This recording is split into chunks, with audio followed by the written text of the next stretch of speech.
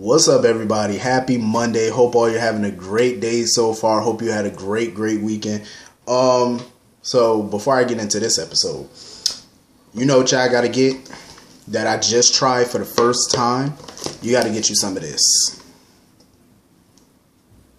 This is Welch's grape juice, white grape. Get you some of this. You can get it at Walmart. I get mine from Walmart, but I'm pretty sure they sell it at any grocery store, but I get mine from Walmart. This is Welch's grape juice, white grape. This is blazing. My first time trying it too. So freaking good. So anyway, getting into this damn episode of GH. Listen, y'all thought Friday's episode was good. This was even better. This episode was even better. Let me tell you something. The tea that was spilt in this episode, they didn't even spill no tea in this episode. They knocked over the whole damn pot. I was like, damn. Just everything in this episode was damn. That's like that old Campbell's soup commercial. Good. That's how this was. This episode was just top notch. I'm like, okay, GH stepping they shit up. 2020, y'all coming hard. 2020, I like it. I'm loving this. Listen, Dan O'Connor, Chris Van Eaton, y'all should have been head writers a long time ago. I'm just saying. They've been stepping up their game over here. I'm like, I'm loving this. I like, all right. You better keep this shit up. Keep it going. Where the hell do I begin? Let me start with the teen scene first. Let me get them out the way first. Then we get to the really good shit. So Dev and Jocelyn, you know, they're exchanging gifts or whatever, because I guess it's like a New Year's Turkish tradition to exchange gifts on New Year's. And, you know, they giving each other gifts or whatever. The lights are dim. They're all in the mood or whatever. Well, Jocelyn thought Dev was in the mood, and she went in for the kiss. Dev was definitely liking that kiss, because he definitely kissed her back. But he pushed her off, and he claimed it was because of Sonny, you know, Carly, and their generosity or whatever. So he didn't want to disrespect them. I completely call BS on that, because I doubt that's the truth. He has other reasons why he pushed her off, and I don't think it was solely because of Sonny and Carly. But Sonny and Carly better do something to do it quick. They better get those two teenagers under control, because the way Jocelyn was looking at Dev, she was looking at him like she was in heat. Now, y'all better get them two under control if you don't want no grandchildren running around. I'm just saying, like, you know, Jocelyn too young for all of that now. So anyway, Jocelyn was horrified or whatever, because she felt embarrassed, you know, and Dev was trying to, you know, smooth things over, but of course she didn't want to hear it. I think Dev is definitely into her. I think he's just not trying to show it right now. So anyway, Trina and Cameron were at the skating rink or whatever, waiting on Jocelyn and Dev, and they sitting there talking. Listen, I love Trina. I love the character of Trina. Like, her character is such a breath of fresh air for this show. Like, it really, especially for the teen scene. I love it. You know, she's very blunt. She reminds me of a younger version of Diane, like when it comes to being blunt and just straight talk, no chaser. And that's how she is. Like, she's very blunt. She, you know, doesn't bite her tongue, and I like it. And, you know, she could definitely sense that Cam is still into Jocelyn or whatever. I'm like, Cameron, you need to let that booty go. Like, I'm just saying, let that go. Let that go. You got a gym sitting right in front of you. You got a whole buffet sitting right in front of you. Why are you chasing after Jocelyn? I mean, Jocelyn's a, you know, cute girl, nice, you know what I mean? But I feel like that really, in the long run, I feel like that relationship or potential relationship would not work. And why would you eventually want Carly as your mother-in-law? I'm just saying, why? Don't do that to yourself. You know your mama and Carly don't like each other, so don't do it. Don't commingle the families. Please don't. Don't. Even though we as viewers could get good drama out of that, I'm like, just no. I don't want to see no Weber tied to no damn Corinthos or whatever Carly is. I don't want to see them tied to her. I would hate to have to see. I mean, it's bad enough. You know, I don't want to see Elizabeth having to be tied to her for life. Bad enough Elizabeth had to deal with that wretched ass woman when she was messing around with Jason. You don't want to continue to mess. Nope. And to share a potential grandchild one day with her? Hell no. No. Nope. I mean, there's no love lost between me and Elizabeth, but still, I wouldn't wish Carly on my worst enemy. Hell no. No, that's a headache you don't want. That ain't even a headache. That's a full-on migraine. No. No, sir. So anyway, yeah, he need to let that go. I mean, if he gonna get with anybody, get you a girl like Trina. That's who you need to get with. Get with her. You know, who don't play no games. She's very blunt. You know, very outspoken. That's what you need. She's smart. She's a go-getter. You know what I mean? Like, that's who you need. She know how to put you in your place when you need to be put in your place. When you need to be checked, she know how to check you. That's the type of person you need in your life. You know what I mean? Like, and by the way, let me just say, it's about damn time Cameron done got off probation. That boy done been on probation for 2 years. It's about damn time. Like, they had that boy on probation for life. It's about time he finally free. So yeah, you know, he was upset with Trina or whatever for telling Jocelyn that Dev was into her or whatever, because he's still jonesing for Jocelyn. I'm like, you need to let it go. Let that thing go. And I love how Trina told him, like even Trina told him, the problem with people is they lose out on things in life because they sit there and they're so afraid to say what they really want to say. Like, they're so scared to just act on how they feel. You know what I mean? Just say what they really want to say. Like, they're so scared to do it. I agree with her. Like, people really need to stop living like that. Like, seriously, go after what you want. Instead of sitting there, you know, closed mouths don't get fed. Like, open up your mouth, say what you gotta say. Stop all the pussyfooting around. I don't know what's gonna happen with Dev, Jocelyn, and Cameron. I hope we're not looking forward to a little teenage love triangle. Hopefully not. But, you know, anything's possible. I see they're still wasting Maxie on Peter, of course. But you know what? I love Maxie this episode. This episode, I actually like her because she was showing how smart she actually is. Like, she figured some things out. She realized that basically Lisa knew that something was going to go down at this wedding. And she figured that, you know, Nina invited all these people to the wedding just to humiliate Valentine. She figured all that out. So anyway, getting into the main event. So Nicholas is up in there or whatever, hugging Laura and all that. So they get Charlotte up out of there. You know, Maxie and Peter take Charlotte to her room to put her to sleep and stuff. You know, get her ready for bed. And that's when the truth done came out. Nicholas was telling Valentine all about the codicil and why he was disinherited. Now, he done dropped some bombs. One of the bombs was something I think we all knew. That Valentine was not a Cassadine. We all knew that.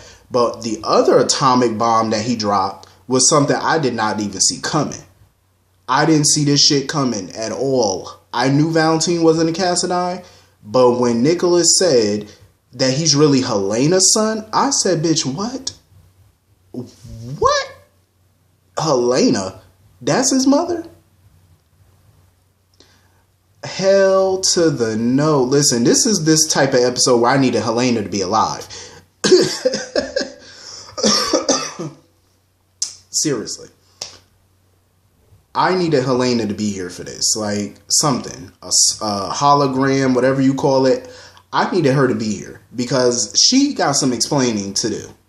You ever seen that show, I Love Lucy? Where Ricky always said to Lucy, you got some explaining to do. Yeah, Helena, you got some explaining to do, boo. Like, who the daddy? I want to know.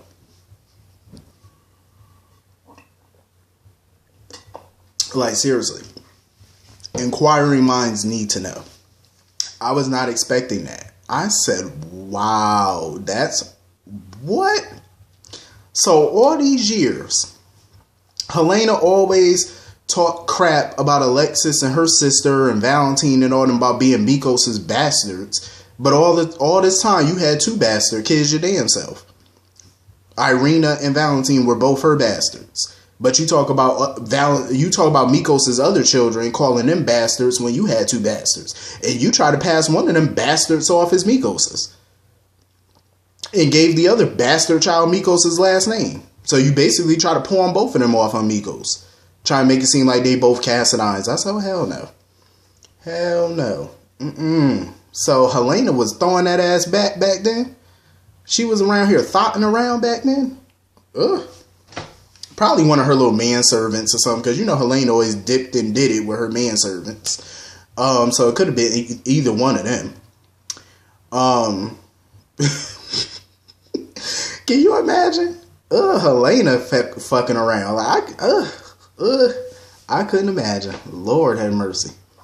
I still love her though, but damn. So that's her son. So basically, she tried to hoodwink Mikos into taking care of a child that wasn't even his by trying to tell him that that was his child. I said, wow.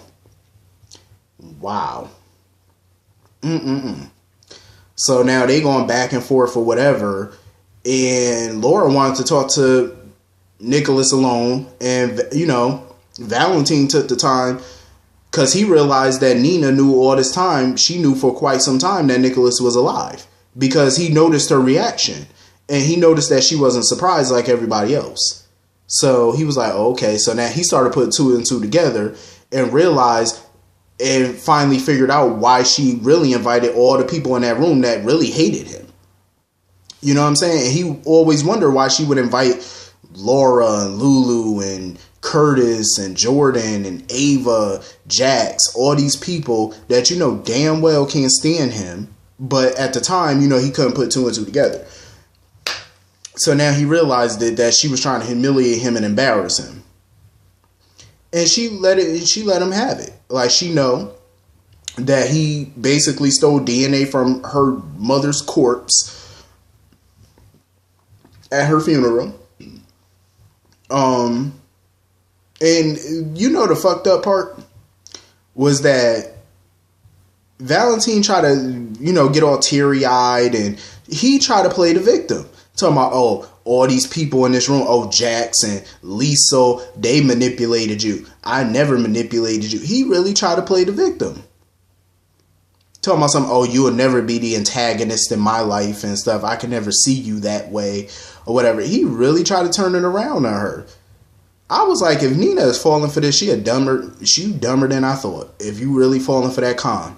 Because that's all he pulling on you as a con right now. You're the victim in this right about now because he did you dirty. And he trying to flip the script, trying to play the victim. I was like, if you don't get your little tight suit wearing ass up out of there, I said, fool, bye. Like, you really tried to turn that shit around. Get all weepy eyed. I said, please, you could cry me a river. Because them tears don't mean a damn thing to me. If Nina has some sense, I'm telling you, I hope he ain't get to her with all that crying. Because, you know, I would have been like Novocaine. I ain't really feeling for you. You know what I'm saying? Like, shoot me full of Novocaine. Because I'm numb. Like, I'm not feeling none of them crocodile tears he up in here crying. I'm like, boy, bye. You know, like, seriously. Get on up out of there. And then when he left the room, Ava was pissed. Ava was like, she looked at Jordan like, why the hell are you letting him leave? He just pushed me off of a... He pushed her into the ocean. I'm like, you gonna let him leave? And here go Martin Gray. Here he go putting in his little 2 cents with that little bad accent. Talking about something, well, you're drunk. I seen you throwing back a bunch of martinis. First of all you have to do is give her a breathalyzer. That's all you have to do. Give her a breathalyzer. See how drunk she really is. Because she's talking very lucid to me. She seemed very lucid. So give her one of them breathalyzer tests. And if it comes back under the legal limit, then that means she ain't drunk. She knows exactly what she's doing and saying. And she sounds very clear-headed to me. So obviously she ain't drunk. And Jordan and Curtis was looking at Jordan like, I hope you're not believing what Valentine and Martin saying about Ava being drunk and not knowing what she talking about. And Jordan, she know. Jordan know damn well Valentine pushed her. She know it. But she just ain't got no hardcore evidence. So now she just want to take him down to the precinct for questioning. And now Valentine tried to go get Charlotte or whatever. I freaking love Maxie. I love Maxie. Maxie told him, you're not going nowhere with her. I said, I know that shit, right, Maxie? So my favorite part of this episode was Laura. Laura let Nicholas' ass have it in the worst way. She read him his rights. Like, seriously. She read him for filth. And I loved it. I loved every minute of it. As soon as he tried to talk to her, she slapped the dog piss out of that boy. And I loved it. And then Lulu sitting there trying to stop, trying to interrupt Laura when she was talking. And I love how Kevin stepped up. Kevin said, nope, let her talk. I said, I know that shit right, Kevin. I know, stand up for your wife. I know that shit right.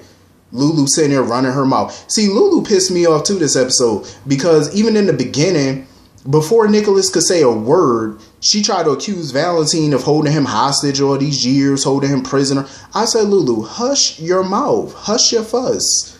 Like, damn, would you let people talk before you start accusing and throwing around shots? Like, calm down. Let people talk instead of being Miss Loose Lips. Like, hush up. Damn. So, Laura let Nicholas have it. She let his ass have it. Because like she said, she wished that he would have revealed himself to her and Lulu and Alexis. But she said, they're grown. You know what I'm saying? She was like, we're adults. We can handle that. But your son, he's a kid. He's a child. And you let that boy grieve you for 3 years while you were all plotting your revenge? I freaking love Laura today. Laura had enough. Laura had a freaking enough. Like, as much as she loved her son, I love how she put him in his place. See, I'm loving the parents on this show right now, because they just be putting their adult kids in their place. Like Ned did the other day. Like he did with Brooklyn when he refused to buy out her contract for her.